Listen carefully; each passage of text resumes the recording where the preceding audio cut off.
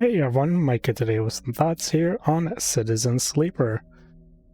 This game is really interesting.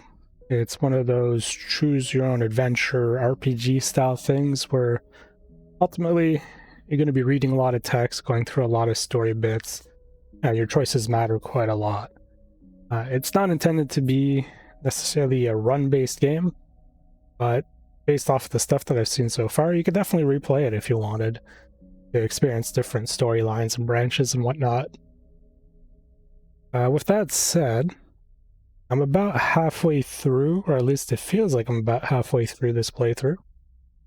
And I'm at a point where I have a couple of days or turns or cycles, as they call them, of stuff to do, but not necessarily story-based, though we'll try and kick one of them off eventually at the end. So yeah, despite being pretty far into the game, I don't think there'll be any major spoilers for what we'll be doing next. Anyways, let's hop in. There are 3 classes you could choose. Ultimately, the 3 classes you choose at the beginning of the game are a bit of a wash. You just get 1 stat bonus and 1 stat penalty. And yeah, as you complete, missions, if you will, you could definitely upgrade that stuff and yeah, take out the penalties anyways. So it doesn't matter too much, in case you're wondering. It does have a bit of an impact, though, on some of your early game choices. So yeah, here's the game. This is kind of what you'll be doing for a while. This is a portion of a space station. There's a bunch of different icons here for various things. And each of these icons either lead to a person or an area where you can do some stuff. So, for example, these are salvagers.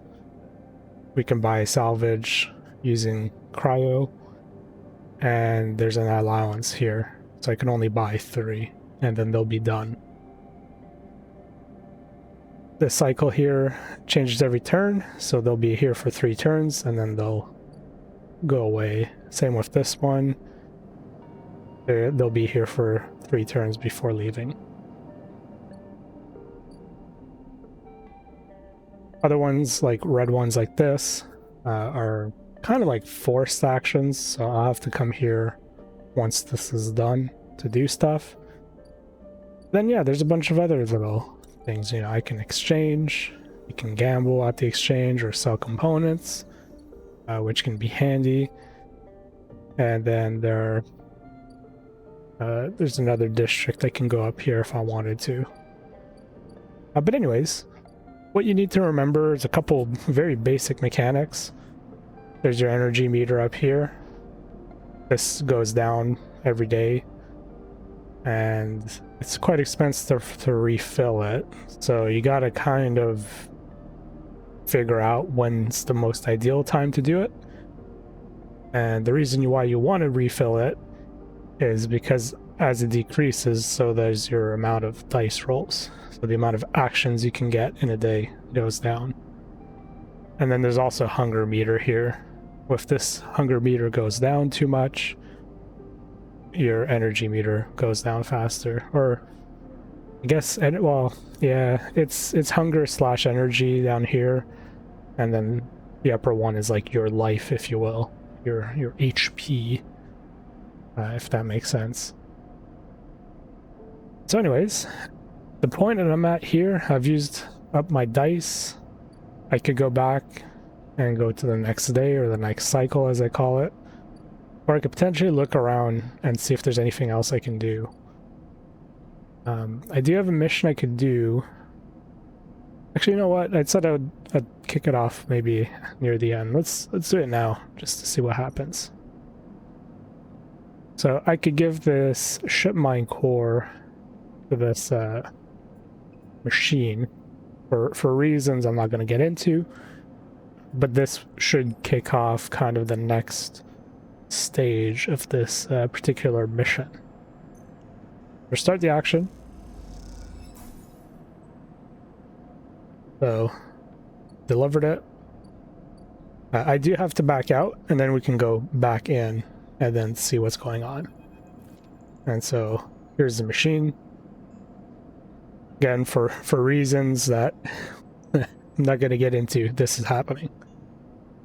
So do a bit of reading here. Sleeper, yeah, so he wants to tell us a plan. The Neoven is the name of this machine, and so he's going to be potentially escaping. So until...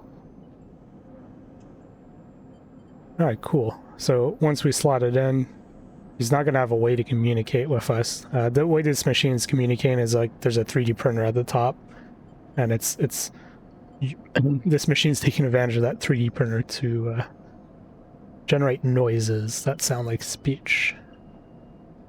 So you're always presented with two choices. Both of the choices you're presented with are ultimately not always inconsequential. I'm just trying to think. There are a couple cases where, yes, it changes things a little bit, but this game has a lot of flavor text, ultimately. So, okay. So we want to imprint the ship mind, then slot it close to the nests, which, yeah, that's a thing. That's an alternate kind of world map that we can go into, where we're being hunted by like an AI, if you will. It's probably the easiest, quickest way I can explain that.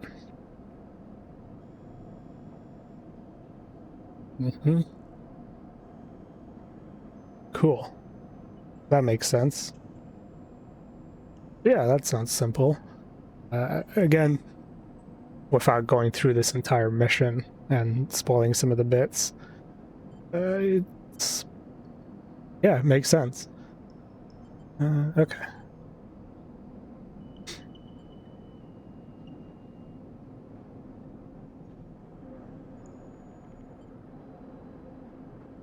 So we can ask, before we implant the thing into him, we can ask,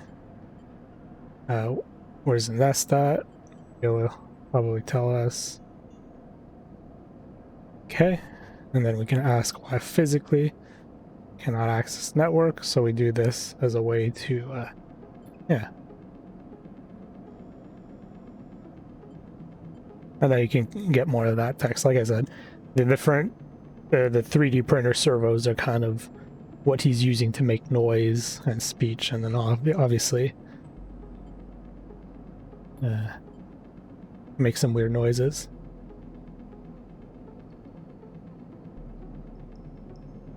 Yep.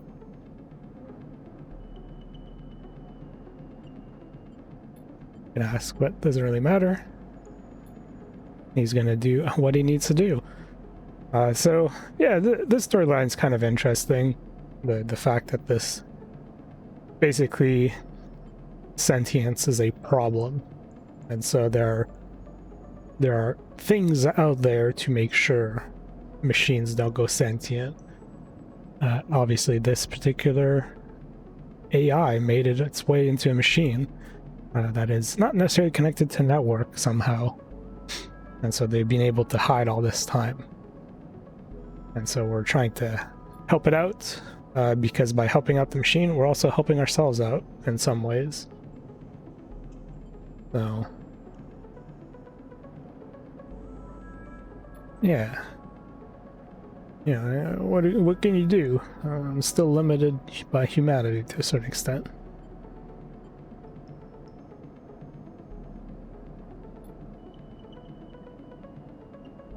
And there's only one way to find out if this worked. And so, there you go. We have a imprinted ship mind that we can use. And yeah, what's the weirdest thing you got out of a vending machine is the achievement I got. So anyways, it kind of came in at the end of a turn, so let's end this cycle and then go back to another new day. Now we continue down that particular mission, which I'm not going to do. Again, avoiding spoilers and all that, but we will take advantage of this day here to do a couple of things. So this is where I would normally have to go if I want to do that. We can click on it and just see what we require. We need a certain key to unlock it, which I actually do have one if I wanted to do that. Yeah, let's at least unlock it and just see what the next step requires.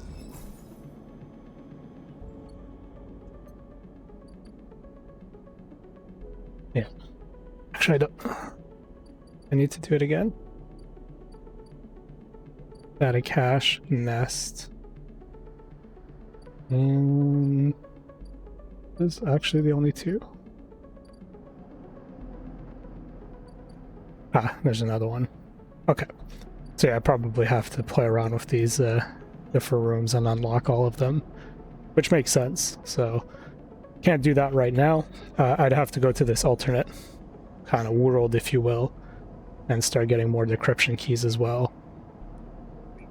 Which we could do, actually. So I'd need to match the input, and I don't believe I have a lot of dice rolls here that match what I need.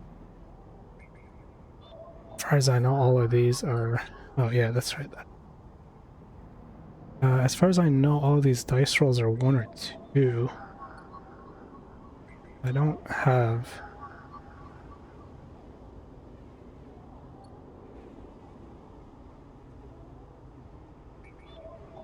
Yeah, this turn, at least this turn, I can't do anything, so we'll go back to the real world and continue on to this quest. So, right, I need a spore. I could do a buyer shift. So, the cryo, which is the currency, does get kind of important. And at the point that I'm at, I don't have much money left, only 27 cryo. If I want to eat, that's going to cost me 15. So we can go to the food stall and get some food. However, I'm going to need more food soon. And then to get my energy back up eventually, I will need to get a lot more cryo. So what we can do, you can see here if there's some missions we can unlock. So this is an area I've not unlocked yet. So I've got two choices. I can take advantage of my engineering skill here. I'm +1 every dice. And so here's the potential outcomes: positive, neutral, and negative. Or I can go on this other option. Now in this case it wouldn't make sense because both of these, as you can follow the lines, both result in the same action. There's no negative action here either, which is nice. So the negative action will probably cost, energy or health or whatever. In other cases, the negative would be tied to another point with a negative symbol, and you could fail certain actions. So since we're kind of trying to get something rolling, it's a tough balance. Do I try and unlock this area, or do I instead go here? Actually, would be more advantageous to do.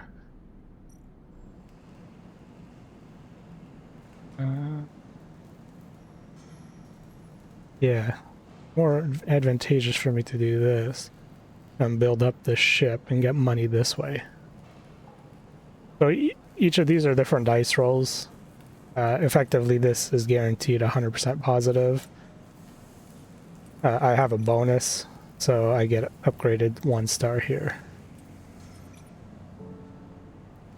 Now, the danger aspect does make this more risky if you fail. So there's danger, and there's also safe, which we haven't seen yet. So in this case, it makes sense to go for the 100% positive, just because it is a dangerous action. So we get cryo, and we're evolving this since we got 2 pluses. That's good. If you have a neutral, I'd only get 1 pip instead of 2. And so it would take longer to fill. And then I wouldn't get the bonus cryo necessarily either. So I actually got good money off of that. And then we can go for maybe the middle of the road option here and move this point forward as well. Because risky isn't too bad. And what do we get? Negative energy. I'll be starving, and that's not too bad. Yeah, that's not too bad.